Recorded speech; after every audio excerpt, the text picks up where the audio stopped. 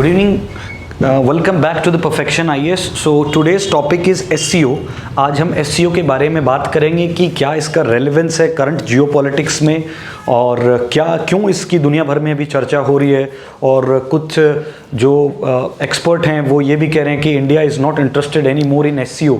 और इसके क्या इंपॉर्टेंट की टेक जो हैं, अभी 4 जुलाई को जो मीटिंग हुई SEO की, जो वर्चुअल सबमिट हुआ है, उसमें क्या इंडिया की जो है इंपॉर्टेंट स्टेट्समेंट्स हैं उसके बारे में हम चर्चा करेंगे। फिर हम SEO को कंपेयर करके देखेंगे जो अदर बड़ी ऑर्गेनाइजेशंस हैं। ठीक है, हम स्टार्ट करेंगे SEO को मेंस पर्सपेक्टिव से। अगर कोई क्वेश्चन बनता है तो उसको कैसे हमको आंसर करना है, ये हमारा मेन टारगेट रहेगा इस वीडियो को। ठीक है, so will start.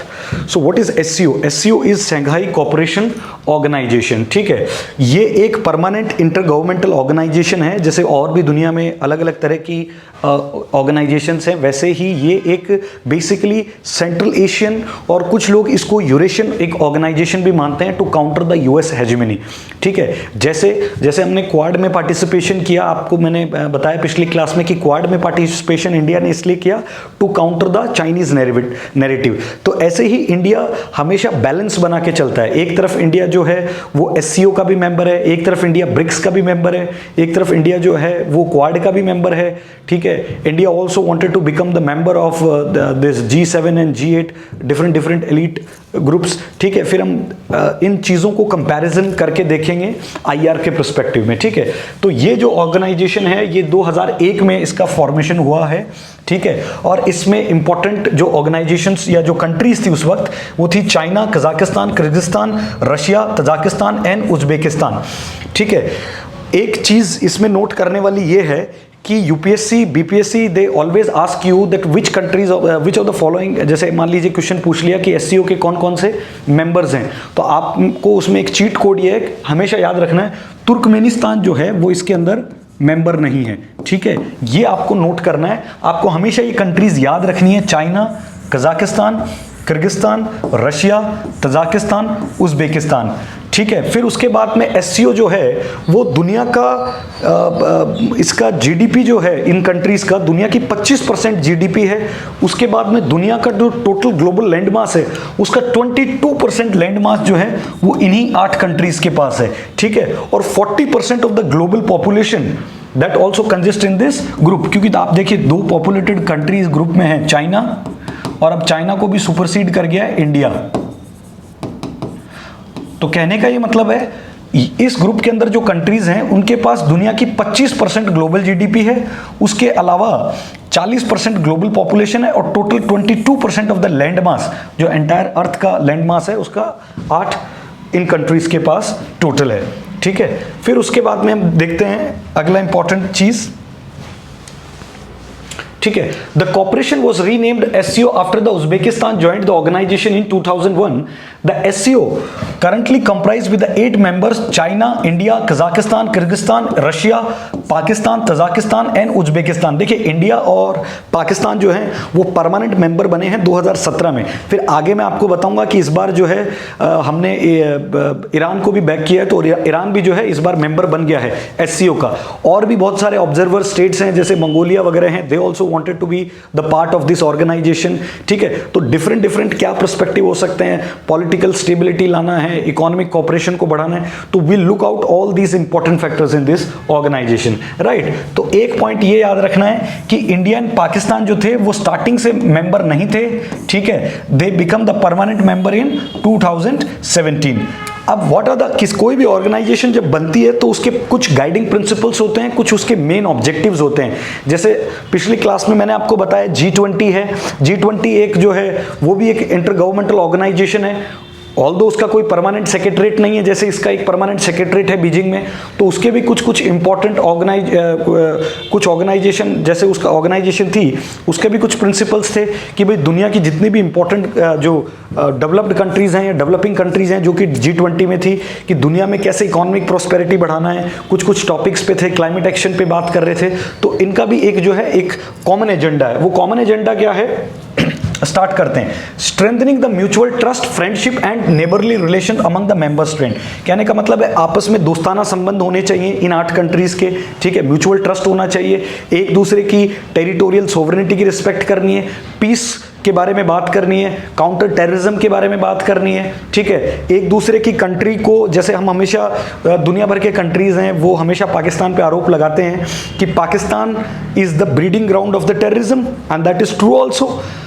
And nowadays people say that the credibility of the Pakistan is losing fastly than its forex reserves, ठीक है। आप देखें हर जगह जो है IMF में लोन मांगने के लिए खड़े हो जाते हैं, हर जगह चले जाते हैं, राइट।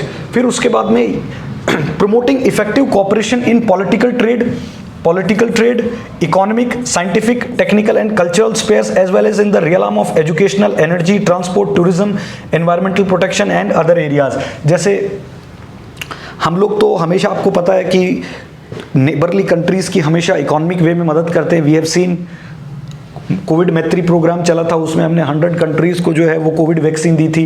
हम अफगानिस्तान के अंदर इतना इंफ्रास्ट्रक्चर जो है डेवलप कर रहे हैं। तो इन 8 कंट्रीज़ के साथ भी आपको पता है सेंट्रल एशिया के साथ हमारे बहुत अच्छे स्टार्टिंग से संबंध रहे हैं। तो ये इसके अंदर एक इम्पॉर्टेंट है, आप आंसर के अंदर लिख सकते हैं। द मेन ऑब्जेक्टिव में पहला आप ये लिख सकते हैं, strengthening the mutual trust, friendship and neighbourly relation. Second, कोई भी ऑर्गेनाइजेशन होती है उसमें तो ये आप हमेशा लिख ही सकते हैं कि every country want their scientific and technical and cultural spheres to be shared with, ठीक है। दूसरी बात, एजुकेशन में आपको पता है कि हमारे स्टूडेंट एक्सचेंज प्रोग्राम, जैसे चाइना के स्टूडेंट्स हमारे यहाँ यूनिवर्सिटीज़ में आते हैं बुद्धिस्ट चीज़ों को स्टडीज़ करने के लिए। फिर जो है उसके बाद में आपको पता है हमारे स्टूडेंट जाते हैं रशिया मेडिकल स्टडीज़ करने के लिए, चाइना में जाते हैं, कजाकिस्तान, किर्गिस्तान, उज़्बेकिस्तान के लोग आते हैं। फिर अभी हम जो है इन सेंट्रल एशियन कंट्रीज़ के साथ बात कर रहे हैं एनर्जी, क्योंकि आपको मालूम होगा कि ये जो सेंट्रल एशियन कंट्रीज़ हैं, कजाकिस्तान, किर्गिस्तान और तजाकिस्तान, उज़्बेकिस्तान, यहाँ पे बहुत ही ज़्यादा जो है वो नेचुरल रिसोर्सेज का रिजर्व है। तो we wanted to have a good relationship with all these countries, ठीक है। This is also a important aspect of this organisation कि हम क्यों इन कंट्रीज़ के साथ चाहते हैं कि हमारा अच्छा रिलेशन हो। क्योंकि हमेशा इंटरनेशनल, देखिए हमेशा IR के अंदर एक चीज़ आपको हमेशा याद रखनी है कि there is no permanent friend and there is no permanent enemy in the international relations.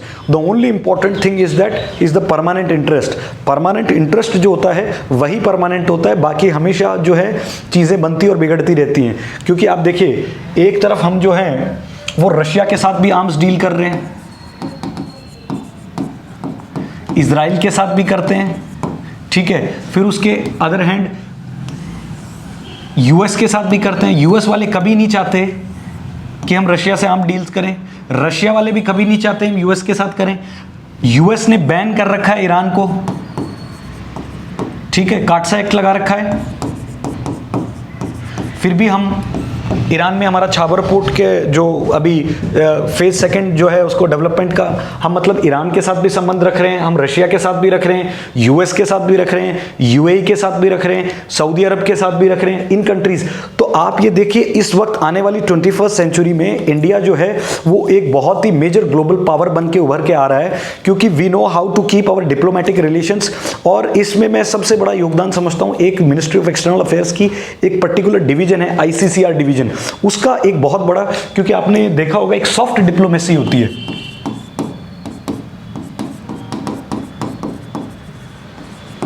या उसको आप ट्रैक 2 डिप्लोमेसी भी बोल सकते हैं, जिसके अंदर क्या आता है भाई, ट्रैक 1 में तो जो गवर्नमेंट टू गवर्नमेंट इंटरेक्शंस होते हैं वो होते हैं, या डिप्लोमेट टू डिप्लोमेट इंटरेक्शन वो होते हैं। ट्रैक 2 में क्या होता है, जब हमारे यहाँ बिजनेस टू बिजनेस कनेक्ट हो, पीपल टू पीपल कनेक्ट हो, बॉलीवुड आप हमारी मूवीज देखी जाती हैं, ठीक है। दूसरी बात योगा, ठीक है। तो ये सारे चीजें जो हैं वो हमको सॉफ्ट डिप्लोमेसी में। दूसरी बात, हम जो है हमारा India is always a peace loving country, आपको मालूम है हमारा पूरा, आप पिछले 3 से 4 हज़ार साल का इतिहास उठा के देख लीजिए। मैं हमेशा कहता हूं that India is never a aggressor country, we are a peace loving country. So this is the all important parameters, and I have already told you that you can always write these important points in every question, because these are the only important points on which the entire question revolve around, ठीक है। कोई भी organisation होती है उसका सबसे important काम ही होता है कि पॉलिटिकल स्टेबिलिटी, दूसरी बात डेमोक्रेटाइजेशन होना चाहिए। तीसरी सबसे इंपॉर्टेंट बात यह है कि इकोनॉमिक रिलेशन अच्छे होने चाहिए, whether it is on environment basis, whether it is on technology transfer, whether it is on transport.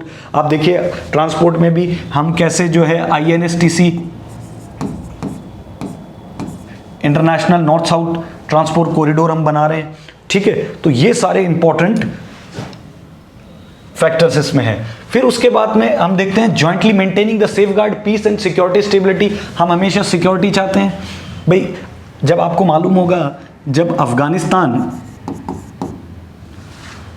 में पहले जो था, आपको याद होगा रशिया ने इंटरवीन किया था, रशिया का बुरा हाल हुआ। उसके बाद 2 डिकेड से ज़्यादा यूएस ने वहाँ कोशिश की। अब जब यूएस वहाँ से चला गया तो इस गैप को फिल करने के लिए तालिबान आ गया। अब but we always wanted to have a good relation. क्यों? क्योंकि अफगानिस्तान में अगर पीस और स्टेबिलिटी रहेगी, उसका डायरेक्ट रिलेशन है इंडिया में पीस और स्टेबिलिटी रहेगी। बिकॉज हम हमेशा चाहते हैं कि हमारे जम्मू कश्मीर में या हमारे इंटरनल इंडिया के अंदर हमेशा पीस एंड स्टेबिलिटी बनी रहे। इसीलिए जो है हम अफगानिस्तान में भी इकोनॉमिक डेवलपमेंट और इकोनॉमिक कोऑपरेशन की बात करते रहते हैं। गुजरात डॉक्ट्राइन, जिसमें मैंने आपको बताया था कि इंडिया जो है अपने नेबरहुड फर्स्ट पॉलिसी का मतलब ये है कि हम हमेशा देने की बात करेंगे। हम रेसिप्रोसिटी में हम उनसे कुछ लेने की उम्मीद नहीं करते हैं, but always we wanted to develop our neighbours, not like China. जैसे चाइना हमेशा डेबिट ट्रैप पॉलिसी का इस्तेमाल करता है, अपने आसपास के दोस्तों को या अपने आसपास के जितने भी नेबरिंग कंट्रीज हैं उनको इतना ज़्यादा जानबूझ के पैसा उधार दे देता है ताकि वो चुका ना पाएँ। वो फिर वो जब चुका नहीं पाते हैं तो उनके नेचुरल रिसोर्सेज के ऊपर या उनके इंफ्रास्ट्रक्चर पे जाके वो कब्जा कर लेते हैं। लेकिन ऐसा कोई भी इंस्टेंस आज तक हिस्ट्री में नहीं है जो कि इंडिया के लिए आप कोट कर सकते हैं, राइट। तो ये सबसे इंपॉर्टेंट बात है, हम हमेशा पीस और स्टेबिलिटी की बात करते हैं। फिर उसके बाद में fostering creation of democratic fair rational new international political economic order, new international economic order NIO 2.0 मैंने आपको पिछली क्लास में बताया था, ग्लोबल साउथ और G20 को रिलेट करके, ठीक है। अब फिर उसके बाद में इसका स्ट्रक्चर क्या है? देखिए कोई भी ऑर्गेनाइजेशन होती है उसका एक स्ट्रक्चर होता है। जैसे G20 में मैंने आपको बताया था कोई परमानेंट हेड ऑफिस नहीं है उनका, ठीक है। अभी G20 में होता क्या था कि भाई प्राइम मिनिस्टर एक्सचेंज करेंगे, हमारा फाइनेंस मिनिस्टर एक्सचेंज करेगा डायलॉग्स, हमारा एक्सटर्नल अफेयर्स मिनिस्टर डायलॉग करेगा, और एक परमानेंट आदमी होता है शेरपा। तो इंडिया का शेरपा कौन था? पिछली क्लास में बताया था, अमिताभ कांत, जो नीति आयोग में है, ठीक है। तो ऐसे इस ऑर्गेनाइजेशन का भी एक स्ट्रक्चर है जो कि कैसे ऑर्गेनाइजेशन काम करेगी। मैं आपको ऑलरेडी बताया कि SCO का जो हेडक्वार्टर है वो कहाँ है? बीजिंग में। ये भी आपको याद रखना है, they can ask you in the prelims paper, ठीक है। कई बार ऑर्गेनाइजेशन के हेडक्वार्टर्स के बारे में बात कर लेते हैं। So the head of the state council is the supreme decision making body in the SCO। It means once in a year adopt decision and guidelines on the important matters of the organisation. अच्छा, एक India में एक अभी ये जैसे मैंने आपको बताया, बहुत सारे आर्टिकल्स भी न्यूज़पेपर में आए कि भाई इंडिया इसमें थोड़ा सा डिसइंटरेस्टेड लग रहा है, क्योंकि देखिए और ऑर्गेनाइजेशंस अगर होती हैं तो उनकी एक रेगुलर मीटिंग होती है।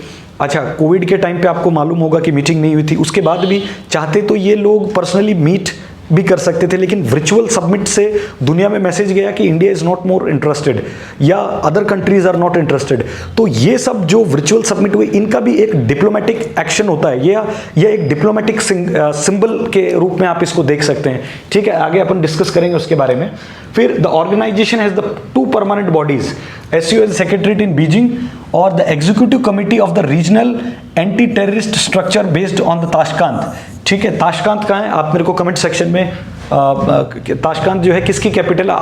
और एक बहुत बड़े हमारे इंडिया के एक प्राइम मिनिस्टर थे जो ताशकांत में डील करने गए थे। अब कमेंट सेक्शन में आप कमेंट करके बताइए कि कौन थे और प्राइम मिनिस्टर और कब गए थे, ठीक है। तो रेड्स का काम क्या है कि वो काउंटर टेररिज्म के बारे में बात करता है, कैसे जो हम टेररिज्म को स्टेप डाउन कर सकते हैं। तो ये जो इसका मेन पर्पज है रेड्स का, वो ये है कि to promote the cooperation member state against the terrorism, separatism and the extremism. Extremism किसी भी तरह का फॉर्म, इंसर्जेंसी हो गई, मतलब तमाम तरह की ये जो है टेररिज्म, सेपरेटिज्म, एक्सट्रीमिज्म, इसको हम डिटेल में पढ़ेंगे इंटरनल सिक्योरिटी के अंदर, ठीक है ना।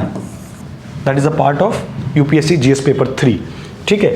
Now the official working languages of the SCO is Chinese and Russian, right. अब हम सेंट्रल आइडिया समझेंगे। कोई भी ऑर्गेनाइजेशन होती है उसका एक इंपॉर्टेंट एजेंडा होता है। इस ऑर्गेनाइजेशन का एक सेंट्रल आइडिया क्या है वो अब हम चर्चा करेंगे। The visit of the Chinese and Russian defence minister to attend a ministerial meeting of the Shanghai cooperation in Delhi has drawn attention to the broader geopolitical evolution of the SCO. अभी ये जो मीटिंग हुई है, virtual summit जो मोदी जी ने 4 जुलाई को की है, देखिए आप इवेंट को समझिए। पहले वो यूएस जाते हैं, फिर इजिप्ट जाते हैं, फिर उसके पहले ये जो अपना ओशियाना का एक कंट्री है, I am forgetting the name, जहाँ के जो प्राइम मिनिस्टर ने हैं वो हमारे प्राइम मिनिस्टर के पैर भी छुए थे और पूरी दुनिया में जो है वो एक चर्चा का विषय बना था। फिर जो है अभी फ्रांस में है, कहाँ गए थे, पापुआ न्यू गिनी। ठीक है, तो ये आप इंपॉर्टेंट देखिए कि इस यूएस भी जा रहे हैं, इजिप्ट भी जा रहे हैं, फ्रांस भी जा रहे हैं, पापुआ न्यू गिनी भी जा रहे हैं। ठीक है, फिर उसके बाद में यहां से वर्चुअल सबमिट भी कर रहे हैं। तो आप ये समझिए कि कितना ज्यादा जो है वो डिप्लोमेटिक एंगेजमेंट हो रहा है। तो इस एससीओ के संदर्भ में हमारा क्या जो है एक इंपॉर्टेंट एस्पेक्ट है वो हम आगे समझने की कोशिश करते हैं। While the claimer of the membership shows the attractiveness of this form, its internal contradiction and inability to cope with interstate conflict among the member state are raising question about its strategy। देखिए हम हमेशा जो है SCO को इसलिए भी थोड़ा ज़्यादा तवज्जो नहीं देते हैं क्योंकि Pakistan always used this platform, they always wanted to use this platform to raise the issue of Kashmir, right. हमेशा हर जगह whether they go to the United Nations और कहीं भी जाते हैं हमेशा कश्मीर कश्मीर चिल्लाते रहते हैं, उनको अभी कोई सुनता तो है नहीं। तो हम हमेशा ये चाहते हैं अवॉइड करना इन सिचुएशंस को, ठीक है, क्योंकि Pakistan is already A failed state. तो अगर आप किसी इंसान को ज़्यादा बार बार एक्सप्लेनेशन देते हैं किसी भी ऑर्गेनाइजेशन में जाके, तो कहीं ना कहीं they also develop a thinking कि यार कुछ ना कुछ तो गलत हो रहा है। ठीक है, वो अपना देश नहीं संभाल पा रहे हैं and they always try to engage India on these issues। तो हमारे ये इश्यूज भी रहते हैं बिकॉज देखिए हम पाकिस्तान के साथ जो है इंडिया की अभी ट्रेड भी ठप पड़ी है। ठीक है, अभी बीच में कोशिश हुई थी, इमरान खान जब प्राइम मिनिस्टर था तो करतारपुर साहिब कॉरिडोर खोला गया था, फिर उसके बाद फिर ये कोई ना कोई हरकत कर देते हैं, कोई कभी पुलवामा हो जाता है, कभी कुछ हो जाता है, कभी कुछ हो जाता है। तो ये तरह के, क्योंकि हमारी आपको याद होगा minister of external affairs Sushma Swaraj थी, उन्होंने भी कहा था कि talks and terrorism can't go together. आप ऐसे कंट्री के साथ बात नहीं कर सकते जो कि अपनी ग्राउंड को या अपनी सॉइल को यूज़ कर रहा है आपके खिलाफ एज ए टेररिज्म को। आप देखिए कश्मीर में हर तीसरा जो टेररिस्ट पकड़ा जा रहा है he is directly from the Pakistan, right. तो this is also issue, right. फिर उसके बाद में हम बात करेंगे SCO paradox, why that SCO is shown seen as a paradox, right? Show over its strategic coherence. Even as the Eurasian form looks attractive to growing number of regional state, its internal contradiction and casting shadow over its strategic। देखिए Russia के साथ तो कभी खैर इतना dispute चलता नहीं। आपने देखा होगा कि रशिया और यूक्रेन का जब वॉर हो रहा था तो काफ़ी कंट्रीज़ ने, यूरोपियन कंट्रीज़ ने हमको बो डाउन करने की कोशिश की थी कि आप जो है रशिया के खिलाफ जो है आप वोट डालिए, क्योंकि आपको मालूम होगा इंडिया ने एब्सटेन किया था, तो काफ़ी यूरोपियन कंट्रीज़ ने हम पे ब्लेम किया, जबकि ये लोग भी रशिया के साथ ऑयल जो है एक्सचेंज करते हैं। हमने भले यूक्रेन रशिया का वॉर हुआ लेकिन हमने जो है वो इनके साथ ऑयल परचेज करना कम नहीं किया। दूसरी चीज़ at the same time Ukraine की भी मदद की हम लोगों ने, कितना ज़्यादा आपको मालूम होगा कि हम लोगों ने उनको जो है फूड सप्लाई दिया, मेडिकल सप्लाई दिया। तो we wanted to have a good relation with both countries, because आप इन कंट्रीज़ पे ट्रस्ट नहीं कर सकते। आज ये लोग जो है रशिया को गाली दे रहे हैं यूरोपियन कंट्रीज़, या वेदर कल इनकी जब कोई ज़रूरत होगा ये दोबारा जाके हाथ मिला लेंगे इन लोगों से। तो इसलिए इंडिया जो है अपना एक कंसिस्टेंट पॉलिसी है, इंडिया का अपना एक कंसिस्टेंट प्लेस है इनका, वो उसी पॉलिसी के हिसाब से चलते रहते हैं। ठीक है, ऑल दो कॉन्फ्लिक्ट्स होते रहते हैं, जैसे आपको मालूम होगा चाइना के साथ हमारा कॉन्फ्लिक्ट चलता रहता है। ठीक है, whether it is trade, economic trade, या फिर आप देख सकते हैं कि फ्रॉम लद्दाख टू अरुणाचल कैसे ये लोग जो है बॉर्डर लाइन का जो है वायलेशन करते हैं। हमेशा इंट्रोड्यूस्ड जो मतलब ये लोग जो है जो बॉर्डर अरेंजमेंट्स हैं उनका वायलेशन करते रहते हैं, तो इनके साथ हमारा चलता रहता है। फिर उसके बाद ट्रेड वॉर एक जो है हमेशा पिछले लगभग मैं कह सकता हूँ 1 डिकेड से चाइना के साथ चल रहा है। ठीक है, क्योंकि देखिए India is now becoming $4 trillion economy. ठीक है, लगभग $3.5 ट्रिलियन की इकोनॉमी है। चाइना की is 4 times, not in fact 4 times, 5 times $17 billion के आसपास जो है, 17 to 18 बिलियन डॉलर के आसपास चाइना की जो है वो जीडीपी है। दूसरी बात, भारत का फॉरेक्स रिजर्व जो है वो अभी 595 से लेके 580, 595 और 600 तक टच किया है अभी फॉरेक्स रिजर्व। तो इंडिया को आप जो है अभी आप इग्नोर नहीं कर सकते। India is a very very much, आप कह सकते हैं इंडिया का एक बहुत अच्छा स्थान है वर्ल्ड स्टेज के ऊपर। और दूसरी चीज़, जिस कंट्री का $600 बिलियन फॉरेक्स रिजर्व हो, आप उसको इंटरनेशनल एरिना में इग्नोर नहीं कर सकते। दूसरी बात, दुनिया की 5वीं सबसे बड़ी ग्लोबल जीडीपी इंडिया है। चौथी सबसे इंपॉर्टेंट बात है, इतनी ह्यूज पॉपुलेशन है इंडिया की, तो यूएस भी हमसे पंगा नहीं लेता है। क्योंकि देखो, एक तरफ हम एससीओ में हैं, दूसरी तरफ हम ब्रिक्स में भी हैं चाइना के साथ, और हम क्वाड में भी हैं। अब अगर इस ग्लोबल साउथ कॉपरेशन की हम बात कर रहे हैं, यूएस को मालूम है कि अगर चाइना को आपको काउंटर करना है तो बिना इंडिया को लिए हुए साउथ ईस्ट एशिया के अंदर या साउथ एशिया के अंदर या इस ग्लोबल साउथ के कॉन्सेप्ट के अंदर जो है यूएस आगे नहीं बढ़ सकता। सेम रशिया जो है वो चाइना के साथ हमेशा रहता है, लेकिन जब भी इंडिया की बात आती है या कश्मीर का कोई इशू होता है या यूनाइटेड नेशन में कोई भी मैटर उठता है, तो रशिया जो है हमेशा इंडिया के खिलाफ कभी नहीं हुआ। ऑल्दो वो एब्सटेन कर जाएगा, लेकिन रशिया ने अभी तक कोई इस तरह का एक्ट नहीं किया है जिससे ये साबित हो या सिद्ध हो जी कि जो है Russia is against, because Russia and India they are always a true friends, they have a very good friends sort of relation. But जब चाइना और रशिया की जब बात आती है तो इन रिलेशन को बोला जाता है ब्रदर्स रिलेशन, और रशिया और इंडिया की जब बात आएगी तो इस रिलेशन को बोला जाता है फ्रेंड्स रिलेशन। तो इसको भी जो है अलग अलग जो इंटेलेक्चुअल्स हैं वो अलग अलग चश्मे से देखते हैं। सेकंड पॉइंट हम अब अभी देखेंगे कि Russia Ukraine war is raising questions about Moscow's capacity to sustain the primacy in its backyard. Second point है China's dominance in Asia. अब देखिए,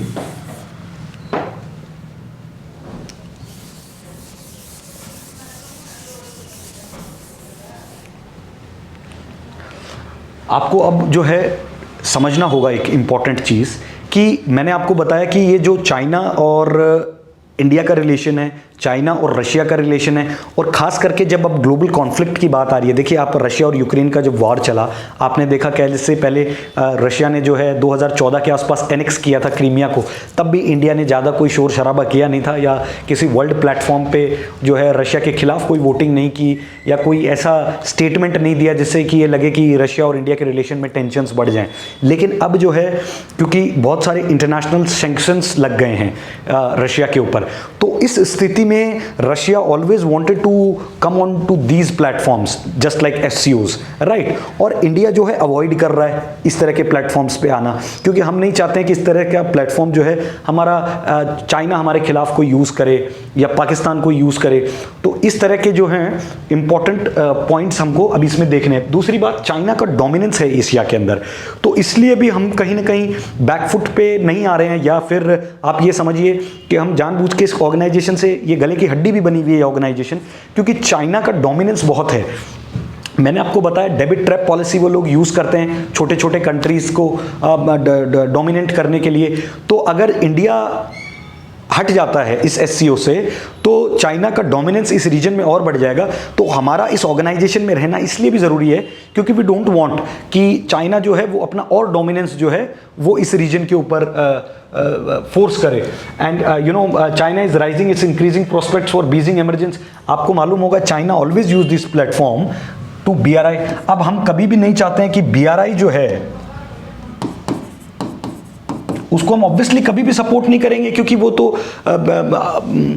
POK जो कि पाक ऑक्यूपाइड कश्मीर है उसके अंदर से होके, और पाक ऑक्यूपाइड कश्मीर इज इंडियाज, ठीक है। तो यहां से वो BRI निकाल रहे हैं। फिर इसके अलावा उनकी एक पॉलिसी थी स्ट्रिंग ऑफ पर्ल्स, देखा होगा आपने, हम्बन टोटा पोर्ट ले लो, छाबार पोर्ट ले लो, ठीक है, या कोई भी ग्वादर पोर्ट ले लो। ये लोग हमेशा हमको इनसर्कल करने की कोशिश करते हैं। बांग्लादेश में देख लो, ठीक है, भूटान में देख लो, इधर आपको मालूम होगा। फिर वो ट्राई जंक्शन चुंबी वैली जो है, गालवान वैली में क्या हुआ, ठीक है, डोकलाम में क्या हुआ, ये इस तरह की हरकतें चाइना हमेशा करता रहता है, तो इसलिए हमारा इस प्लेटफॉर्म पे रहना भी जरूरी है। अब now what are the membership clamour and attractiveness of the SCO. देखिए, मैंने आपको बताया कि बहुत सारे कंट्री, जैसे ईरान को इस बार इन लोगों ने ऐड कर लिया है, वैसे अभी अफगानिस्तान भी ऐड होना चाह रहा है, मंगोलिया भी ऐड होना चाह रहा है। तो क्या इंपॉर्टेंट जो है प्रोस्पेक्ट्स बन रहे हैं इस ऑर्गेनाइजेशन के आगे, वो हम देखते हैं। Comparison between the long lines of the members at the doors of NATO and SCO. कहने का मतलब है कि कुछ लोग कंपेयर कर रहे हैं कि भाई ये एससीओ जो है कि कुछ नहीं है, ये एक तरह से सेंट्रल एशिया का नाटो है, जबकि ऐसा कुछ है नहीं भाई। नाटो जो बनी थी वो तो रशिया के अगेंस्ट बनी थी कि भाई रशिया कहीं भी जो है और अपना डोमिनेंस ना दिखाए ईस्टर्न यूरोप कंट्रीज में। और आपको मैं बता दूं, ये रशिया यूक्रेन का जो वॉर हुआ है उसके पीछे सबसे बड़ा रीजन है नाटो का आगे बढ़ना, ईस्टर्न यूरोपियन कंट्रीज की तरफ आगे बढ़ना। अगर नाटो ये हरकत नहीं करता तो आज ये जो रशिया और यूक्रेन का वॉर कॉन्फ्लिक्ट आप देख रहे हैं ये शायद नहीं होता। तो इसीलिए देखिए, एससीओ तो एक इंटर गवर्नमेंटल ऑर्गेनाइजेशन है, ये कहीं ना कहीं जो नॉर्थ अटलांटिक ट्रीटी ऑर्गेनाइजेशन है कि भाई जो यूएस है वो इन कंट्रीज को प्रोटेक्ट करेगा, ये एक तरह से मिलिट्री अलायंस था। जैसे मैंने आपको बताया था ऑकस जो बना था ऑस्ट्रेलिया यूके यूएस वाला, कि ये लोग जो है यूएस वाले इनको न्यूक्लियर सबमरीन दे रहे हैं। जैसे क्वाड है, वो भी एक डेमोक्रेटिक लाइक माइंडेड कंट्रीज का एक मिलिट्री अलायंस था, ताकि पैसिफिक ओशियन के अंदर या इंडो पैसिफिक के अंदर चाइना के नैरेटिव को काउंटर कर सके। तो वैसा कुछ एससीओ का है नहीं, क्योंकि आपको पता है, मैंने बताया एससीओ को तो हम जो है एससीओ के अंदर तो पॉलिटिकल स्टेबिलिटी की भी बात कर रहे हैं, इकोनॉमिक कोऑपरेशन की भी बात कर रहे हैं, ट्रांसपोर्ट की भी बात कर रहे हैं, टूरिज्म की भी बात कर रहे हैं, ठीक है, एनवायरनमेंट की भी बात कर रहे हैं, ठीक है। और एनवायरनमेंट में भी अलग अलग है, क्लाइमेट एक्शन हो गया, सोलर अलायंस हो गया, ठीक है। तो इस तरह के बहुत सारे इंपॉर्टेंट, पर इस तरह का कोई जो स्ट्रक्चर है वो नाटो के अंदर नहीं है। तो नाटो को एससीओ से कंपेयर करना कहीं ना कहीं मैं अपने आप में समझता हूं it's not a right comparison, right. Now the central European countries towards the NATO, many countries in central Europe including Ukraine want to follow the Finland and Sweden into NATO. अच्छा, टर्की जो है, Turkey is the part of NATO, but Turkey is right now they also willingness they are showing to join the SCO। ये आगे आपको मैं बताऊंगा। बहुत सारी कंट्रीज जो हैं वो अभी SCO में मेंबर बनना चाहते हैं, लेकिन वो नाटो के भी मेंबर हैं। अच्छा, दूसरी बात, यूक्रेन की सारी लड़ाई ये हुई थी कि यूक्रेन रशिया वॉर के पीछे जो बेसिक कहानी ये थी, एक तो नाटो वाली, दूसरी चीज ये कि यूक्रेन जो है वो नाटो में अगर मेंबर बन जाता तो नाटो की जितने भी मिलिट्री फोर्सेस हैं उनको अधिकार होता यूक्रेन में आने का, और वो रशिया के और क्लोज आ जाते। तो रशिया को ये डर था कि हमारी टेरिटोरियल सोवरेनिटी को खतरा है, इसलिए उन्होंने वॉर किया। तो कहीं ना कहीं इंडिया ने भी इसलिए कुछ नहीं बोला कि भाई ये नाटो का जो एक्सपेंशन है, if Russia is feeling dangerous about it और if Russia is feeling fear, तो why to do all this such activities.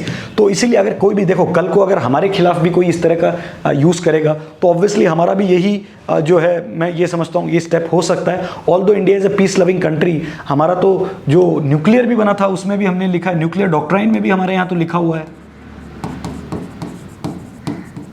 No first use, पहले हम यूज नहीं करेंगे न्यूक्लियर वेपन को। दूसरी बात, ऐसे भी कंट्री पे यूज नहीं करेंगे जिसके पास न्यूक्लियर वेपन नहीं है। मतलब सपोज कीजिए कोई दुश्मन कंट्री है बांग्लादेश के साथ, मतलब बांग्लादेश इज नॉट ए दुश्मन कंट्री, बांग्लादेश के साथ कल को वॉर हो जाता है हमारा, लेट्स एग्जाम्पल, तो बांग्लादेश के ऊपर हम कभी भी कितनी भी लड़ाई हो जाए न्यूक्लियर वेपन यूज नहीं करेंगे, क्योंकि हमें पता है Bangladesh is not a nuclear country, ठीक है। तो कहने का मतलब है हम कितने रिस्पॉन्सिबल कंट्री हैं कि हमारी डॉक्ट्राइन में भी ये लिखा है no first use, neither will not use on that particular country जिसके पास जो है न्यूक्लियर वेपन की ताकत ना हो। Several countries are queuing up, अभी लाइन में लगे हैं बहुत सारे कंट्रीज जो एससीओ के साथ जुड़ने के लिए। अभी तो परमानेंट कौन कौन से कंट्री है फिर अपन एक बार रिवाइज कर लेते हैं, China, India, Kazakhstan, Kyrgyzstan, Pakistan, Russia, Uzbekistan and Tajikistan. अभी आपका काम ये है कि ये जो इंपॉर्टेंट कंट्रीज हैं इनकी कैपिटल्स आपको पता होनी चाहिए, ठीक है। और आपको कमेंट बॉक्स में बताना है, मैंने आपको अभी पूछा था कि ताशकंद जो है वो कहाँ की कैपिटल है, ठीक है। फिर Iran is set to join the SCO and Afghanistan, Belarus, Mongolia are the observer and would like to follow the Tehran. मतलब अब ईरान तो ज्वाइन कर लिया है, अब ये कंट्रीज भी इनको फॉलो करेंगे, अभी ऑब्जर्वर स्टेट्स हैं ये, अब ये भी चाहते हैं कि इनको भी जो है एससीओ को। तो एक तरफ तो हम देख रहे हैं कि एससीओ, एक तरफ जो इंटेलेक्चुअल बात करते हैं कि भाई एससीओ का कोई इंपॉर्टेंस नहीं है, लेकिन एक तरफ ये कंट्रीज भी अब मतलब आगे आने वाले टाइम में कोशिश कर रहे हैं। तो एससीओ को कैसे रेलेवेंट रखा जाए, क्या एससीओ की इंपॉर्टेंट ऐसी चीजें हैं जो इंडिया को बैकफुट पे लेके आती है, वो चीजें भी डिस्कस करेंगे। और एससीओ क्यों इंडिया के लिए एक अच्छा प्लेटफॉर्म भी साबित हो सकता है, वो भी हम आगे डिस्कस करेंगे। और उसको आप आंसर राइटिंग में भी लिख सकते हैं जब भी एससीओ के बारे में डिस्कशन होगा, ठीक है। फिर उसके बाद में हम चर्चा करते हैं impressive list of the dialogue partners, ठीक है। Then there is a impressive list of current and aspirant dialogue partners includes Azerbaijan, Armenia, Egypt, Qatar, Turkey, Saudi Arabia and the United Arab Emirates. जैसे UAE के साथ तो हम I2U2 में भी हैं, I2U2 भी आपको मैं क्लास में पढ़ाऊंगा कि कैसे अभी आने वाले टाइम में I2U2 का जो है बहुत ज़्यादा रेलेवेंस है, ठीक है। जस्ट लाइक क्वाड, ठीक है, ब्रिक्स, वैसे ही एक दिन अपन जो है क्लास जो है वो I2U2 के ऊपर भी लेंगे, ठीक है। Now Turkey wants to be the part of SCO. मैंने आपको भी बताया कि Turkey wanted to be the part of SCO. Turkey is a long standing member of NATO. Already told you कि टर्की जो है वो नाटो का मेंबर है। Wants to be the part of SCO, certainly highlights the value of being part of form led by Russia, China that today are लॉगरहेड्स with the west. देखिए Turkey जो है वो हमेशा कश्मीर, मतलब Turkey having a good relation with Pakistan, which is not good thing for India, because Turkey always, you know, they wanted to raise these questions regarding human right violations in Kashmir. आपने देखा होगा कि Turkey हमेशा इस तरह की कोई बात कर देता है कि भाई जो कश्मीर में तो ह्यूमन राइट वायलेशन हो रहा है, इंडिया में माइनॉरिटीज़ को खतरा है, इंडिया में ये हो रहा है, इंडिया में वो हो रहा है। तो अभी इंडिया ने भी अब टर्की के बारे में बोलना स्टार्ट कर दिया है, क्योंकि देखिए हम भी एक लिमिट तक सह सकते हैं कोई भी चीज़। और अभी जो हमारे फॉरेन मिनिस्टर हैं वो तो there he is master in the making statements, right?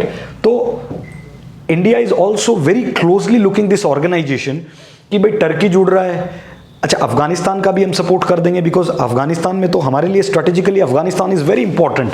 Iran का हमने देखो साथ दिया, क्योंकि ईरान पे ऑलरेडी मैंने आपको बताया कि इन्होंने जो है सैंक्शन लगा रखे हैं। चाइना देखो ईरान के साथ है, चाइना ईरान के साथ है, यूएस ईरान को अपोज करता है, लेकिन इंडिया को ये हमेशा कहने की हिम्मत नहीं रखता कि आप ईरान के साथ क्यों डील कर रहे हैं, रशिया के साथ क्यों डील कर रहे हैं। लेकिन सेम टाइम क्योंकि देखो यूएस को पता है कि हिंदुस्तान की आने वाले टाइम में बहुत ज़्यादा जो है ग्लोबल स्ट्रेटेजिक पोजीशन पे ग्लोबली इंडिया की पोजीशन बहुत ही डोमिनेंट होने वाली है, खास करके हम जब ग्लोबल साउथ की बात करते हैं। तो यूएस जो है कभी भी डायरेक्टली मतलब एक क्वैश मोड में नहीं आ जाता है इंडिया के साथ, क्योंकि देखो क्वाड में हम यूएस के साथ भी हैं, आपको मैंने बताया एससीओ में हम ईरान को भी सपोर्ट कर रहे हैं, अफगानिस्तान को भी हम चाह रहे हैं कि ये भी मेंबर बन जाएं। अच्छा, टर्की का भी साथ भी हम बातचीत कर रहे हैं, ऑल्दो वो हमारे साथ कुछ ना कुछ करते रहते हैं, रशिया का भी हम साथ दे रहे हैं, ठीक है। तो आप ये इस चीज़ को देखिए कि कैसे इंटरनेशनल एरिना में सबको साथ लेके चला जाता है। हमारा इंपॉर्टेंट एजेंडा ये होता है कि हमारे यहाँ इकोनॉमिक प्रॉस्पेरिटी बनी रहे, पॉलिटिकल स्टेबिलिटी बनी रहे, पीस बना रहे। रशिया के साथ भी ऑयल खरीद रहे हैं, ईरान के साथ भी ऑयल खरीद रहे हैं, सऊदी अरब के साथ भी ऑयल खरीद रहे हैं, यूएई के साथ भी रिलेशनशिप हैं। और यूएई और यूएस तो इंडिया के लिए वो कंट्रीज हैं जिनके साथ सिर्फ 2 या 3 कंट्रीज ही ऐसे हैं जिनका इंडिया के साथ ट्रेड सरप्लस है। वो कौन से 2 कंट्रीज हैं? यूएसए और यूएई। बाकी तो जितने भी कंट्रीज हैं वर्ल्ड में, खास करके जैसे चाइना हो गया या और भी यूके ले लो या कोई भी यूरोपियन कंट्री ले लो, मिडिल ईस्ट कंट्रीज ले लो, वहाँ इंडिया जो है हमेशा ट्रेड डेफिसिट में रहता है, लेकिन यूएई और यूएस के साथ इंडिया हमेशा ट्रेड सरप्लस में रहता है। नाउ अब हम स्टार्ट करेंगे internal conflicts and counter terrorism pre occupation, ठीक है। इसके बारे में हम बात करेंगे कि क्या internal conflicts and counter terrorism pre occupation क्या है। देखिए, internal conflicts becoming the high priorities, ठीक है। The counter-terrorism has been the principal preoccupation of the SCO for all these years. The internal conflicts between the members and the state association became a high priority for the SCO. देखिए India also uses this platform कि भाई SCO का जो second part है rates, जिसको counter terrorism के लिए बनाया गया है, तो हम हमेशा चाहते हैं कि भाई, जैसे आपको मालूम होगा, इंडिया हमेशा लिस्ट देता रहता है कि इस पर्टिकुलर ऑर्गेनाइजेशन को जो है वो आप टेररिज्म में डालिए, इस पर्टिकुलर आदमी को या इस पर्टिकुलर संस्था को जो है वो आप इस लिस्ट में डालिए। तो हम हमेशा काउंटर टेररिज्म की बात करते हैं, काउंटर इंसर्जेंसी ऑपरेशन चलाने की बात करते हैं, तो ये इंटरनल कॉन्फ्लिक्ट भी रहता है। हम लोग बात करते हैं तो वो लोग वो नहीं मानते, क्योंकि देखिए जब भी हम इस क्योंकि चाइना ऑलवेज आपके साथ फ्रंट टेबल पे आके बैठ के बात करेगा, but internally they will support Pakistan, and as you know that Pakistan is a breeding ground for the terrorism, right? So we are also using this particular platform to show that for us politically stability and peace and stability in our country is most important. जब तक आप terrorism को रोकेंगे नहीं, there will be no talks with you, right? Same अभी गोवा के अंदर जब G20 की मीटिंग चल रही थी और वहाँ का एक बहुत बड़ी पॉलिटिकल पार्टी के लीडर आए थे, बिलावल भुट्टो साहब, तो उन्होंने कुछ ऐसा स्टेटमेंट दिया था, तो हमारे जयशंकर ने मीटिंग में ये कहा था कि भाई एटलीस्ट हमें वो लोग प्रीच ना करें जिनका हिस्ट्री ही जो है वो टेररिज्म को ब्रीड करने में रहा है। तो ये this is also a important factor. Now, for example, Afghanistan internal instabilities have been major driver for the SCO. However, all the talks of SCO becoming the regional security arbiter, it was a direct deal between the US and Taliban that reshaped the Afghan dynamic. देखिए, you know, Taliban को create करने वाला कौन था? USA. US ने तालिबान को बनाया, Osama bin Laden को, क्यों? रशिया को बाहर भगाने के लिए। फिर 20 साल खुद राज किया। और यूएस का हिस्ट्री आप कभी ट्रस्ट नहीं कर सकते। आप देखो वियतनाम वार में उन्होंने क्या किया, मिडिल ईस्ट में उन्होंने क्या किया, ईरान में उन्होंने क्या किया, इराक में उन्होंने क्या किया, तो आप इस बड़े ग्लोबल पावर्स को आप ट्रस्ट भी नहीं कर सकते। अच्छा, अमेरिका जब अफगानिस्तान में आया था तो जिस कंडीशन में अफगानिस्तान में था, उससे बुरी कंडीशन में अफगानिस्तान को छोड़ के गया। कितना हाईली इनस्टेबल कंट्री अब बन चुका है वो। इसी और देखा होगा आपने, जिस दिन यूएस जो था वो अफगानिस्तान में से जब छोड़ के जा रहा था तो दुनिया की कितनी सारी कंट्रीज ने अपनी एम्बेसीज खाली कर दी थी। फिर इंडिया ने, देखो इंडिया एक तरफ कहता था कि भाई अब talks and terrorism can't go together, हम एक तरफ तालिबान को जो है हम टेररिस्ट ऑर्गेनाइजेशन मानते थे, और अब तालिबान ही वहाँ की पॉलिटिकल पावर पार्टी बन गई है, तालिबान ही जो है वो वहाँ की सेंट्रल लीडरशिप में आ गई है। फिर भी हम अफगानिस्तान के साथ डील कर रहे हैं, क्यों?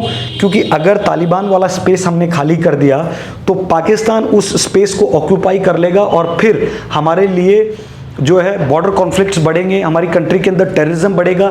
इसीलिए अफगानिस्तान में हम हमेशा देखिए सलमा डैम बनाया, उनकी पार्लियामेंट बनाई, वहाँ पे स्कूल्स बना रहे हैं, वहाँ पे मिड डे मील, जैसे इंडिया में मिड डे मील चलती है वैसे वहाँ की मिड डे मील, वहाँ की जो पर्टिकुलर जो ट्राइबल एरियाज़ हैं अफगानिस्तान में उनको सपोर्ट करते हैं। ठीक है, तो ये एक रीज़न है अफगानिस्तान, क्योंकि देखिए अफगानिस्तान जितना पीस और स्टेबल रहेगा उतना ही इंडिया के लिए अच्छा है, उतना ही बाकी कंट्रीज के लिए अच्छा है।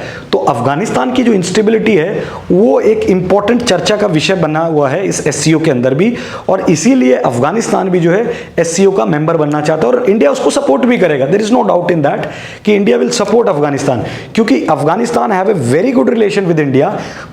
Eight the same time Afghanistani people, they don't like Pakistanis because they also have some whether it is diplomatic issues, whether it is religious issues, whether it is economic issues, political issues. Afghanistan never liked Pakistan, but Afghanistan always respect India. You see, they never touch Kashmir issue, they never touch minorities issue, and you see that in Delhi also that we support Afghanistan people. जब अफगानिस्तान में तालिबान की हुकूमत आई थी और US जब छोड़ के जा रहा था तो बहुत सारे अफगानिस्तान के लोग इंडिया में छोड़ के आ रहे थे, हमने उनको शरण दी हुई है, और इससे पहले भी अफगानिस्तान के रिफ्यूजी कैंप बने हुए हैं यहाँ ईस्ट दिल्ली के अंदर। तो अफगानिस्तान के साथ हमारा अच्छा रिलेशन रहा है, वो किसी की भी गवर्नमेंट हो, हमारा अफगानिस्तान के साथ अच्छा रिलेशन हमेशा से बना हुआ है। Russia's role and ambition in the central Asia, अच्छा रशिया भी सेंट्रल एशियन कंट्रीज के साथ जो है अच्छा रिलेशन बनाना चाहता है। क्यों? क्योंकि आपको मैंने बताया था कि सेंट्रल एशिया के अंदर ह्यूज नेचुरल रिसोर्सेज हैं, वहाँ पे जो है सबसे इंपॉर्टेंट नेचुरल रिसोर्सेज क्या है? Uranium, natural gas, gold, aluminium. इसीलिए इंडिया की भी बड़ी बड़ी मल्टीनेशनल कंपनीज हैं, हिंडाल्को है, अडानी ग्रुप है, ये लोग जो हैं यहाँ पे हमेशा एक्सप्लोर करते रहते हैं इन जगह को। इसीलिए इंडिया के लिए भी जो है इन कंट्रीज़ के साथ रिलेशनशिप बना के अच्छा रखना इंपॉर्टेंट है। अच्छा, रशिया को हमेशा आपको मालूम है रशिया यूएस के बीच में एक टेंशन बनी रहती है, इसीलिए रशिया को अगर ग्लोबल साउथ वाले कंट्रीज़ को जब तक रशिया साथ नहीं रखेगा तब तक रशिया के लिए भी एक प्रॉब्लम हो जाएगी। इसीलिए रशिया के लिए इंडिया भी इंपॉर्टेंट है और सेंट्रल एशिया कंट्री, क्योंकि देखो चाइना अकेला डोमिनेट कर रहा है इस पर्टिकुलर रीजन में, तो रशिया का होना भी हमारे लिए एक कहीं ना कहीं एक सुखदायक प्रयोग है। क्योंकि जब इंडिया की बात आती है तो हमेशा रशिया कहीं ना कहीं न्यूट्रल हो जाता है, otherwise Russia always take side of China, there is no doubt in that, but when it comes to India they always have a neutral stand. So for us it is also very important, this particular central Asian region is very important from the perspective of natural resources and other things. और आप देख रहे हैं कि कितने ज़्यादा student exchange programme भी बढ़ रहे हैं। आप हमारी इंडिया की जितनी भी इम्पोर्टेंट आजकल सेंट्रल यूनिवर्सिटीज़ है वहाँ सेंट्रल एशिया के बच्चे आते हैं, एडमिशन लेते हैं। हमारे बच्चे वहाँ रशिया जा रहे हैं, मेडिकल कॉलेजेस में एडमिशन ले रहे हैं, चाइना में जा रहे हैं, एडमिशन ले रहे हैं। यूक्रेन में आपको मालूम होगा कि कितने लोग थे इंडियन स्टूडेंट्स जो कि वहाँ पे मेडिकल की तैयारी कर रहे थे। तो ये कुल मिला के जितनी भी, देखिए होता क्या है डिप्लोमेटिक रिलेशन में, असलियत में इंटरनेशनल रिलेशन, ये डिप्लोमेटिक एंगेजमेंट, ये इतनी भी हज़ार तरह की ऑर्गेनाइजेशन बनी हुई हैं, इनका मकसद यही होता है कि भाई हमारी इकोनॉमी स्ट्रॉन्ग रहे, उस कंट्री के साथ हमारा रिलेशन अच्छा रहे, हम उनके यहाँ सामान भेज सकें, हमारा जो है जो प्रोडक्ट है वो उनके मार्केट में बिके और उनके जो प्रोडक्ट है वो हमारे यहाँ मार्केट में भी बिके। और दूसरी बात है पॉलिटिकली स्टेबल हमारा कंट्री रहे, वो हमारे इंटरनल अफेयर्स में जो है वो दखलंदाजी ना करें, ना हम उनके इंटरनल अफेयर्स में दखलंदाजी करें। ये एक तरह से प्राइम एजेंडा रहता है किसी भी ऑर्गेनाइजेशन का। बाकी ये क्लाइमेट, पीस, ट्रांसपोर्ट, टूरिज्म, ये जितने भी तरीके के इंपॉर्टेंट है, ये तो है इंपॉर्टेंट, लेकिन अहम मुद्दा जो है वो इकोनॉमी होता है इंटरनेशनल रिलेशंस में, राइट। फिर उसके बाद में हम आगे देखेंगे चाइना's growing regional influence in this particular region. China's growing regional influence will come at Russia's expense. देखो चाइना जो ग्रो कर रहा है वो रशिया के कैसे कर रहा है? As a China becomes the senior partner in the bilateral relationship with Russia after Ukraine, China is explicit support of the sovereignty of the Central Asian states is a straw in the wind. Shared borders, growing political salience, and rising regional security profiles promise to make China a force of reckon in the Central Asia not too distant future. मतलब China string policy जो मैंने आपको बताया, जो string of policy Beijing से लेके ये Tajikistan, Turkmenistan और ये कजाकिस्तान, किर्गिस्तान, यहाँ तक ये जो अपना कॉरिडोर बनाना चाहता है, INST भी एक कॉरिडोर है जिसका हिस्सा international north south transport corridor. तो चाइना के लिए ये एक इम्पॉर्टेंट इशू इसलिए है क्योंकि आप देखो अभी रशिया के साथ बहुत सारे कंट्रीज़ जो हैं वो ट्रस्ट नहीं कर रहे हैं, खास करके ईस्टर्न यूरोप वाले कंट्रीज़, ये सेंट्रल एशियन कंट्रीज़ भी डरे रहते हैं क्योंकि क्राइमिया को इनेक्स कर लिया, फिर उसके बाद यूक्रेन में अभी कितना इनेक्स किया आपको देखा होगा, कहाँ तक ये लोग अंदर कैपिटल तक, कीवीव तक ये लोग जो है घुस गए थे। तो चाइना इस मौके का फ़ायदा उठाना चाहता है और अपने आप को जो है डोमिनेंट पोजीशन पे, क्योंकि चाइना के पास एक ही चीज़ है चेक डेबिट डिप्लोमेसी, और जिसको हम बोलते हैं डेबिट ट्रैप डिप्लोमेसी। ये लोग चेक देते हैं सामने वाले कंट्री को, फिर डेबिट में ले आते हैं और फिर उसके बाद में उनके साथ नेगोशिएट करते हैं कि भाई अपने नेचुरल रिजर्व, जो नेचुरल रिजर्वर्स हैं उनको है हमारे हवाले करो। तो ये चाइना के लिहाज से ये भी एक बड़ा इंपॉर्टेंट फैक्टर है। उसके बाद हम देखेंगे significance of SCO for India. India के लिए क्या सिग्निफिकेंस है SCO का, ये अब सबसे इंपॉर्टेंट है। सेंट्रल एशियन कनेक्शन, आपको मैं ऑलरेडी 3 बार 10 बार बता चुका हूं कि हम स्टेबिलिटी चाहते हैं, सिक्योरिटी चाहते हैं, इकोनॉमिक कोऑपरेशन चाहते हैं क्योंकि इन कंट्रीज़ के पास जो है वो नेचुरल रिजर्व्स है। सिक्योरिटी कोऑपरेशन क्योंकि हम चाहते हैं कि भाई जो है हमारे नेबरहुड में जो है हमेशा एक स्टेबिलिटी बनी रहे, पीस बना रहे, तो इसलिए भी इन हमारे लिए एक इम्पॉर्टेंट सिग्निफिकेंट पॉइंट है। देखिए जब आंसर राइटिंग होगी आपका, अगर इस तरह का कोई क्वेश्चन आता है तो आप सिंपल, क्योंकि वहाँ सिर्फ 150 वर्ड से लेकर 250 वर्ड्स में लिखना होगा और BPSC में भी 10 मार्कर क्वेश्चन भी आएंगे, 15 मार्कर क्वेश्चन भी आएंगे, और एक जो है 38 मार्कर क्वेश्चन भी आएगा।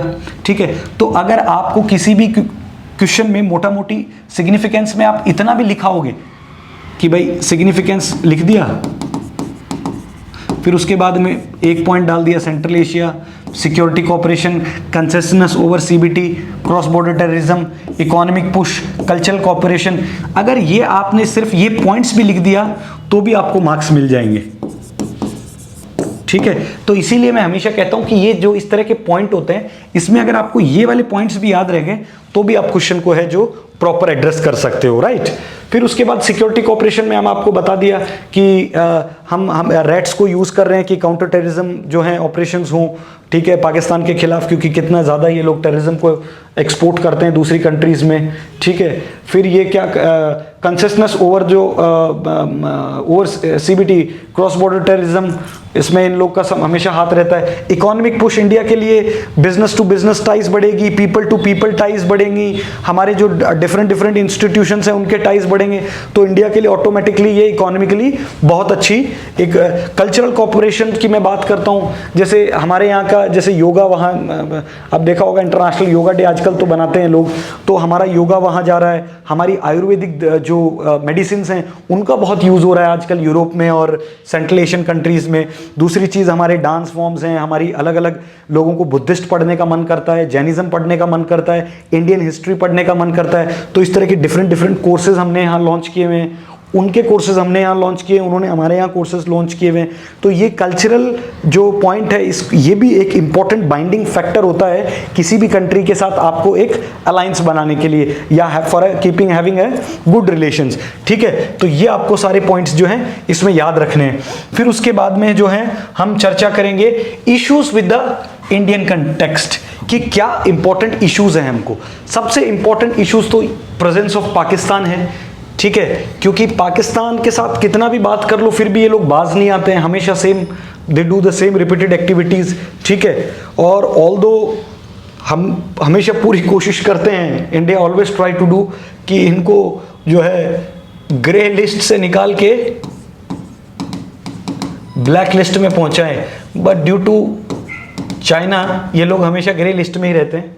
ठीक है, दूसरी इंपॉर्टेंट चीज़ है कि पाकिस्तान को हम टेररिज्म के लिए तो करते ही करते हैं, प्लस उसके अलावा ये always they use to have the spread propaganda, misinformation, border terrorism भी करते हैं। प्लस इंडिया के अंदर आपने देखा होगा कि बहुत सारे स्टेट्स के अंदर आपने कई बार न्यूज़ में देखा होगा कि मिलिट्री के हमारे इंडियन सोल्जर्स को यूज़ करते हैं ये लोग और अंदर की इंफॉर्मेशन निकलवाते हैं। ठीक है, स्पाईवेयर अटैक करते हैं, इस तरह के अलग अलग। हालांकि स्पाईवेयर जो अटैक्स होते हैं वो चाइना इनको बना के देता है, क्योंकि इनके पास तो इतनी टेक्नोलॉजी है नहीं कि ये लोग कोई स्पाईवेयर या मालवेयर या इस तरह का कोई वायरस बना पाएँ। आपको याद होगा कि एक बार 2000s में BSNL पे एक बार अटैक हुआ था, तो एक BSNL अधिकारी के पास एक फ़ोन आता है कि वो जो है इंडिया का एक लेफ्टिनेंट जनरल बोल रहा है और उसको एक्सेस चाहिए था कोई नंबर, कि वो भाई मिलिट्री का आदमी बोल रहा है और उसको नंबर चाहिए था।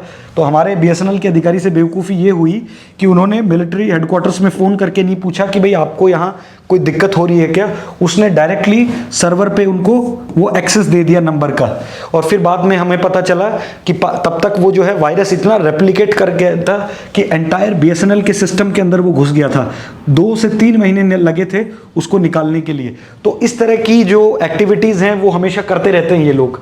ठीक है, तो ऐसे लोगों के साथ किसी विश्व स्तरीय पटल पर बैठ के चर्चा करना कोई समझदारी की बात नहीं है। तो ये कहीं ना कहीं एक इंडिया के लिए, इंडिया हमेशा मानता है कि एक इररिलेवेंट इशू है पाकिस्तान और एक इररिलेवेंट टॉपिक है। फिर चाइना का डोमिनेंस आप देख रहे हो कि किस तरह से बढ़ रहा है साउथ ईस्ट एशिया कंट्री में। आप देखते हो ये जो 10 एशियन कंट्रीज में, भाई चाइना को काउंटर करने के लिए ही तो हमने जो है लुक ईस्ट पॉलिसी से 2014 में एक्ट ईस्ट पॉलिसी बनाई,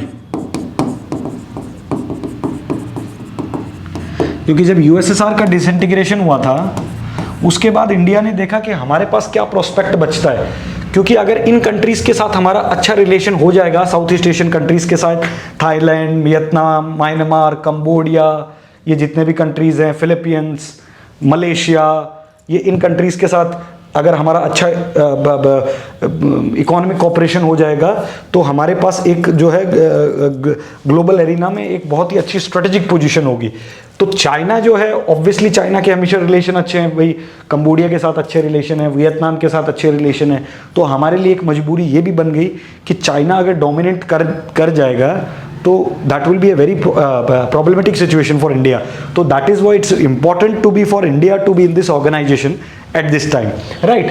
नाउ लिमिटेड इकोनॉमिक बेनिफिट्स हैं, क्योंकि despite being a member of the organization for over a decade, means more than 10 years, India's trade with other SCO member remains the limited, has not able to tap the full potential of the organization. Still मैं आपको बोला ही, India in countries के साथ अभी भी जो है वो डेबिट ट्रैप में है, सॉरी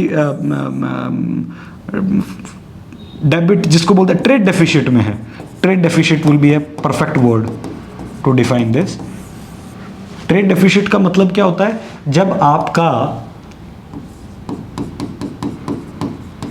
एक्सपोर्ट तो होता है कम और इंपोर्ट होता है ज्यादा, मतलब इन देशों से सामान तो आप तो भेज रहे हो कम और वहां से खरीद रहे हो ज्यादा, तो ट्रेड बैलेंस जो होगा वो नेगेटिव में आ जाएगा। तो 10 साल से इनके साथ हैं, फिर भी कोई जो है इनके साथ किसी भी कंट्री के साथ जो है, ये इनमें से जो है चाइना को अगर हटा दो तो इतना कोई 3 से 4 बिलियन डॉलर की ट्रेड के आसपास होती है, कहीं 6 कहीं 7-8 बिलियन डॉलर की ट्रेड होती है। इससे ज़्यादा इनके साथ ट्रेड है नहीं, अलग अलग सेगमेंट्स में भी इतनी ट्रेड इनके साथ है नहीं। तो इंडिया कहीं ना कहीं ये समझता है कि कोई जब इकोनॉमिक कॉपरेशन 10 साल हो गए जब नहीं है, तो there is no relevance to be the part of this particular organisation. फिर लिमिटेड इन्फ्लुएंस है साहब, despite being a major power in the region, India's voice and concerns has not been adequately represented in the organisation. जैसे सबसे important, Pakistan को blacklist नहीं कर पा रहे हैं हम अभी तक। भाई सबको पता है, पूरी दुनिया को पता है, इंक्लूडिंग चाइना को भी पता है। अच्छा, they are also very clever. Pakistani people they always blame that India के अंदर माइनॉरिटीज के साथ गलत हो रहा है, ये हो रहा है, वो हो रहा है, जबकि चाइना वहाँ की माइनॉरिटीज़ के साथ क्या कर रही है, जो उगियार कम्युनिटी है उसके साथ क्या कर रही है। आप देखिए, हिंदुस्तान एक बहुत ही सेकुलर कंट्री है, यहाँ पे कोई कॉस्ट्यूम पे प्रतिबंध नहीं है, किसी प्रकार की खाने पीने पे नहीं है, किसी प्रकार का पूजा पद्धति पे कोई बैन नहीं है। लेकिन चाइना तो इनको पर्टिकुलर ड्रेस पहनने के लिए जो है मना करता है। आप वहाँ पे लॉन्ग बियर्ड नहीं रख सकते, आप नमाज नहीं पढ़ सकते, कितने ही मस्जिदें तोड़ी हैं वहाँ पे। तो एक तरफ उनको ये वाला कॉन्सेप्ट तो नहीं दिख रहा है जो चाइना कर रहा है, जबकि हिंदुस्तान में इस तरह का कुछ नहीं होता है। बट क्यों? क्योंकि भीख का कटोरा इनको हमेशा मिलता रहता है चाइना से, और चाइना इनको हमेशा डरा के रखता है, दबा के रखता है। जब चाहे पीछे हटा लेगा तो एक लोग दम बर्बाद हो जाएंगे। थोड़ा बहुत लोन तो दुनिया तो अभी तो इनको लोन दे नहीं रहती है, थोड़ा बहुत IMF से क्रेडिट लाइन मिल जाता है, उसमें भी इतनी बार रोते हैं तब मिलता है। तो चाइना हमेशा इनको जो है बिस्किट का टुकड़ा फेंकता रहता है। इसीलिए ये चाइना जो भी अटैक कर रहा है माइनॉरिटीज पे, उसके खिलाफ नहीं बोलते हैं। लेकिन इंडिया में जबकि कुछ नहीं हो रहा है तो they are always barking. So this is the important thing. India challenging role in the SCO, कि इंडिया का चैलेंजिंग रोल क्या है। India's engagement with the SCO all this decade was promised on the Russia's primacy in the region and Moscow's support of India's regional interest. For India, a strong independent Russia is critical for maintaining inner Asian balance. However, Delhi is no position to ensure Moscow's strategic autonomy from Beijing that depend Russia strategic choice. कहने का क्या मतलब है इस paragraph का? इस paragraph का मतलब है कि भाई SCO में हम इसलिए भी जुड़े हैं और SCO इसलिए भी इम्पोर्टेंट है क्योंकि रशिया इसके साथ जुड़ा हुआ है, और रशिया के साथ मैंने आपको बताया हमारे बहुत ही अच्छे रिलेशन हैं, ठीक है। क्योंकि आपको मालूम है, मैंने बताया कि रशिया जो है कभी भी डायरेक्टली इंडिया को किसी भी तरह का नुकसान नहीं पहुंचाता है। हम हमेशा जो है रशिया के साथ ऑयल सप्लाई में जुड़े हुए हैं, नेचुरल गैस सप्लाई में जुड़े हुए हैं, नेचुरल रिसोर्सेज में जुड़े हुए हैं। तो इस तरह से हम इनके साथ जुड़े हुए हैं। तो ये एक चाइना के लिए भी टेंशन वाली बात है कि ये लोग जो हैं इंडिया रशिया का एक नेक्सस बना हुआ है, और हमारे लिए ये टेंशन एक टेंशन भी कह लीजिए या एक प्लस पॉइंट भी कह लीजिए कि इस ऑर्गेनाइजेशन में चाइना भी है और रशिया भी है। ठीक है, तो ये एक प्लस पॉइंट है इस ऑर्गेनाइजेशन में इंडिया के लिए रहने के लिए कि Russia is always there to support India.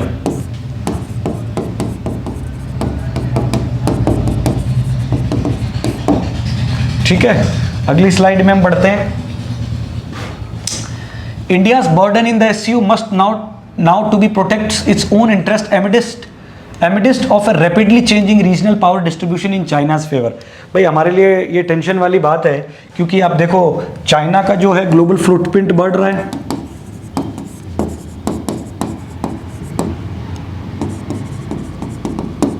आप ये इस तरह के पॉइंट्स यूज कर सकते हैं, जैसे ग्लोबल फुटप्रिंट हो गया। ठीक है, ये इस तरह के रीजनल पावर डिस्ट्रीब्यूशन चाइना के फेवर में है, तो इसलिए ये इंडिया के लिए एक बहुत बड़ा चैलेंज अभी बना हुआ है। अच्छा, कंक्लूजन में आप क्या लिखेंगे?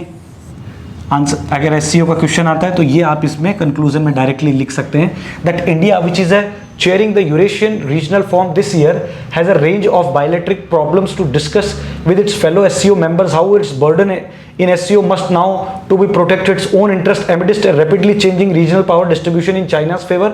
The challenge is particularly demanding as India does not have a direct geographic access to the landlocked region. अच्छा देखो, सेंट्रल एशिया, देखो अफगानिस्तान हमारे लिए क्यों इंपॉर्टेंट है, क्योंकि अगर अफगानिस्तान के साथ भारत का बॉर्डर लाइंस खुल जाएंगे, पीओके अगर आज हमारे कब्जे में होता तो हिंदुस्तान का डायरेक्ट जो है सेंट्रल एशिया के अंदर जो है एक्सेस होता। अभी इंडिया को कितना घूम के जाना पड़ता है, तो इसीलिए एक हमारे लिए सबसे बड़ी प्रॉब्लमेटिक चीज़ ये है कि हमको इतना घूम के जाना पड़ता है सेंट्रल एशिया में। अगर आज हिंदुस्तान का डायरेक्टली सेंट्रल एशिया के अंदर एक्सेस होता बाय रोड, तो आप समझ नहीं सकते कि कितना ज़्यादा हम अभी तक जो हमारी ये जो $3 ट्रिलियन के आसपास इकोनॉमी घूम रही है, ये हम लोग रफली कुछ इंटेलेक्चुअल्स कहते हैं $10 बिलियन, और 10 भी नहीं तो एटलीस्ट $5 ट्रिलियन की इकोनॉमी तो अभी तक हो ही गई होती, क्योंकि कितना फ्यूल हमारा खर्चा होता है या कितना हमारा जो है कॉस्ट होता है इतना दूर से घूम के आने में। ठीक है, ये जो पूरा स्विस कैनाल होते हुए या ये छाबार पोर्ट होते हुए ये इतना जो घूम के आता है। ठीक है, तो ये एक इम्पॉर्टेंट दूसरी चीज़ है। एससीओ जो है कंक्लूजन में एक ये भी लिखना है कि क्या अदर चीज़ों पे डिस्कस करेगा, क्या ट्रांसपोर्ट कॉरिडोर पे डिस्कस करेंगे, क्या जो ग्लोबल क्लाइमेट चेंज हो रहा है इसके ऊपर डिस्कस करेंगे, क्या एक इंटरनेशनल सोलर अलायंस इंडिया ने बनाई कि भाई हम आने वाले वक्त में 2025 तक फिर 2030 तक हमने एक टारगेट लिया हुआ है कि हम आने वाले टाइम में जो हमारा एनर्जी प्रोडक्शन हम करते हैं वो नॉन रिन्यूएबल एनर्जी रिसोर्सेज से, हम सोलर से, विंड से, जियोथर्मल, इनसे हम कितना एनर्जी जो है प्रोड्यूस करेंगे, ये सब। फिर उसके बाद में आप पॉल्यूशन की मैंने आपको बात बताई। फिर उसके बाद पॉपुलेशन एक बहुत बड़ा मुद्दा है कि रैपिडली इस सब कॉन्टिनेंट की पॉपुलेशन पूरी दुनिया में सबसे ज़्यादा तेज़ी से बढ़ रही है, सेंट्रल एशिया की और साउथ ईस्ट एशिया की और ये साउथ एशिया की। तो इसको कैसे जो है इस प्रोग्राम को, फिर अर्बनाइजेशन सबसे बड़ा प्रॉब्लम है कि कैसे अर्बनाइजेशन, क्योंकि हम लोगों ने भी बात की थी कि भाई हम लोग जो है 100 स्मार्ट सिटी बनाएंगे। ठीक है, फिर उसके बाद में आप देखते हैं जब अर्बनाइजेशन की बात आती है तो प्लानिंग की बात आती है, कैसे जो अभी आप देखो क्लाइमेट चेंज होने की वजह से जितने भी और कंट्रीज़ हैं जो कोस्ट लाइन के आसपास हैं उनका डूबने का डर है। तो ये पूरी दुनिया के तमाम तरह के मुद्दे को यहाँ पे चर्चा ये लोग एससीओ में करते हैं। तो ये चर्चा वेदर सक्सेसफुल हो पाती है कि नहीं हो पाती है, कि सिर्फ एससीओ एक टॉक शॉप न बन के ना रह जाए, ये हमारे लिए एक सबसे इम्पॉर्टेंट चीज़ है जो हमको इसमें सबसे पहले इस वक्त देखनी है। अच्छा, दूसरी बात, की टेक अवेज क्या हैं इस पूरे घटनाक्रम के, कि जो अभी वर्चुअल सबमिट हुई है 4 जुलाई को, जो वर्चुअल सबमिट हुई है 4 जुलाई को, इसके क्या इंपॉर्टेंट की टेक अवे हैं ये हमने देखे न्यूज़पेपर से। ठीक है, तो देखिए फर्स्ट हम स्टार्ट करते हैं।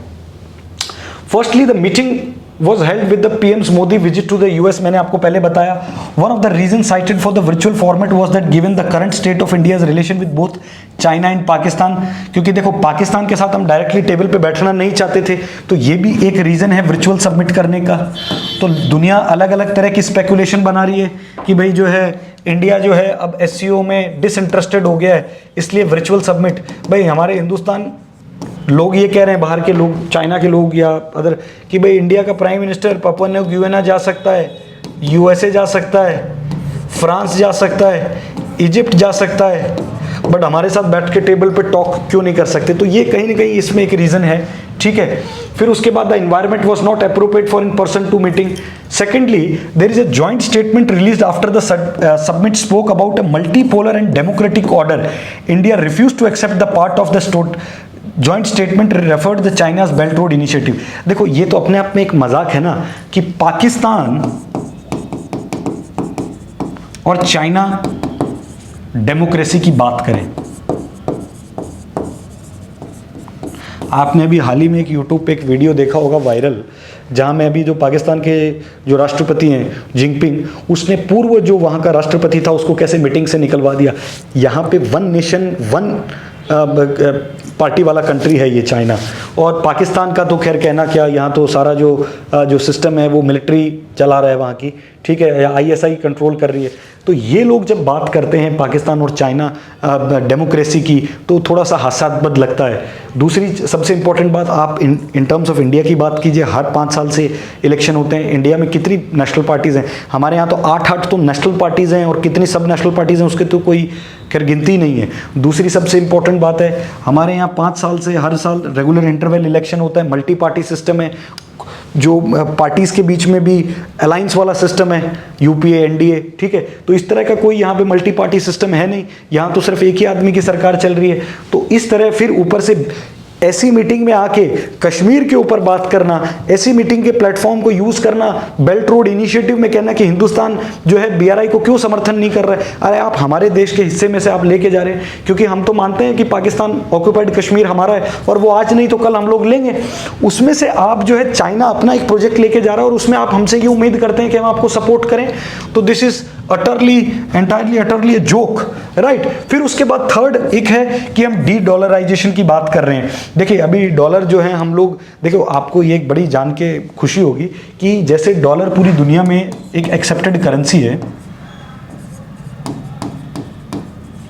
वैसे अभी बहुत तेजी से इंडिया भी, बहुत सारी कंट्रीज जो हैं इंडिया की करेंसी को जो है वो लीगल कर रहे हैं अपने वहाँ, या वैलिड कर रहे हैं। जैसे मैंने आपको बताया एक बार पिछली क्लास में, जैसे यूएस के जैसे मास्टर कार्ड हैं, वीज़ा कार्ड हैं, ऐसे भारत का डिजिटल कार्ड है, रुपए कार्ड है, इस तरह के हम अपने प्रोडक्ट्स भी दूसरे कंट्रीज़ में, मिडिल ईस्ट में लॉन्च कर रहे हैं। ईरान में आपको पता है एसबीआई बैंक है, दुबई में एसबीआई बैंक है, तो हम भी हमारे बैंक्स खोल रहे हैं। जैसे ये लोग हमारे यहाँ बैंक्स खोलते हैं, सिटी बैंक, फलाना बैंक, डिमकाना बैंक, अमेरिकन बैंक, तो अब हम भी जो हैं हमारी जो ये इकोनॉमिक प्रोडक्ट्स हैं, जो बैंक हो गया, हमारे कार्ड्स हो गया, उसको यूज़ कर रहे हैं।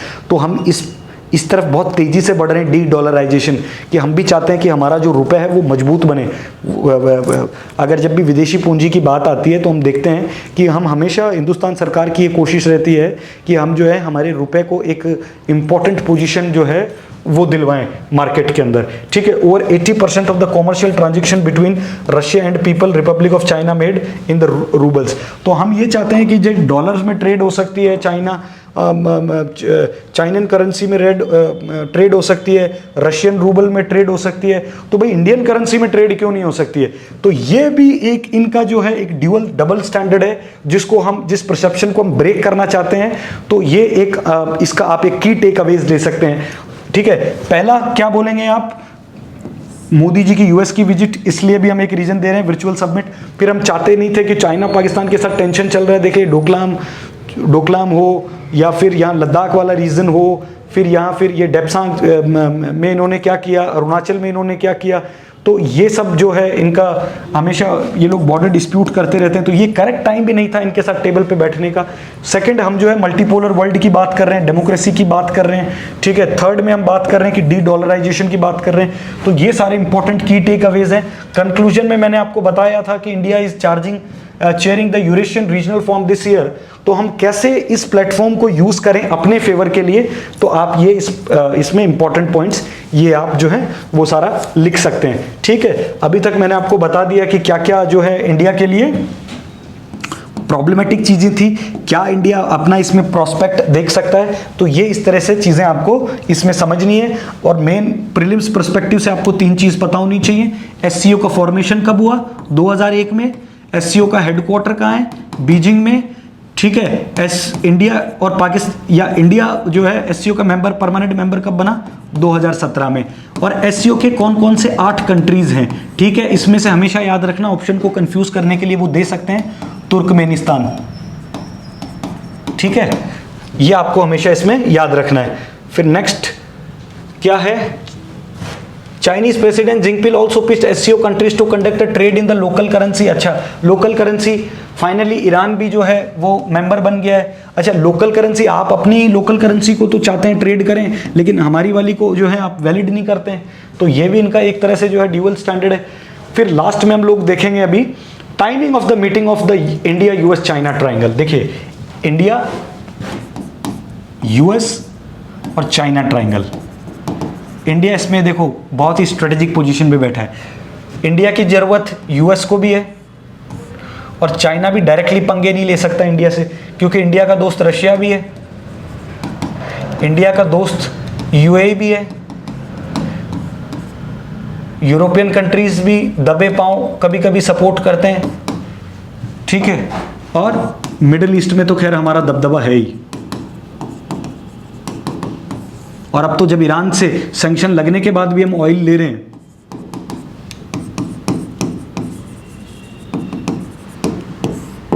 तो ये लोग भी, इजराइल भी हमारे साथ है, ठीक है। तो ये इसके बारे में हम अब समझते हैं। India's purchase of oil from Russia at a discounted price has not gone down well with the US. Apart from this, India as a chair of G20 has repeatedly been speaking about the need of international financial institutions to pay the greater attention of the global South. अच्छा, सबसे important बात है, देखो इतना ban van होने के बाद भी हम लोग जो हैं वो इनके साथ ऑयल खरीद रहे हैं, ठीक है। और जैसे स्विफ्ट है,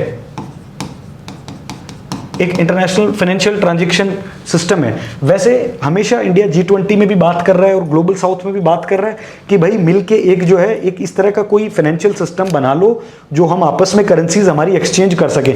क्यों हमेशा डॉलर में ही ट्रेड करनी है हमको, ठीक है। फिर है while addressing the third India Pacific island cooperation in the Papua new गियाना, Modi in a will dig at the developed world said, today we are seeing disruption in the supply chain of fuel, food, fertilizer with the pharma, those whom trusted didn't stand with us when needed.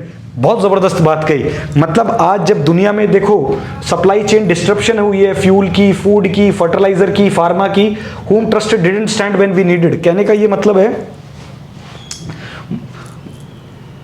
Modi ने एक बहुत अच्छी बात कही पूरी दुनिया के सामने कि आप ट्रस्ट नहीं कर सकते, क्योंकि देखो इन्होंने कोविड के टाइम पे भी ऐसा ही किया डेवलप्ड कंट्रीज ने। ये लोग तो वैक्सीन देने के लिए मना कर दिए थे, और जबकि हम लोग तो वैक्सीन दिए थे पुअर कंट्रीज को, ठीक है। दूसरी इंपॉर्टेंट, जब कहीं भी दुनिया में स्कैरसिटी होती है, शॉर्टेज हो जाता है, उस टाइम पे ये लोग फ्यूल को बंद कर देते हैं, फूड को बंद कर देते हैं, फर्टिलाइजर को रोक देते हैं, क्योंकि हम तो जो यूरिया वगैरह सब बाहर से इंपोर्ट करते हैं, फार्मा को रोक देते हैं।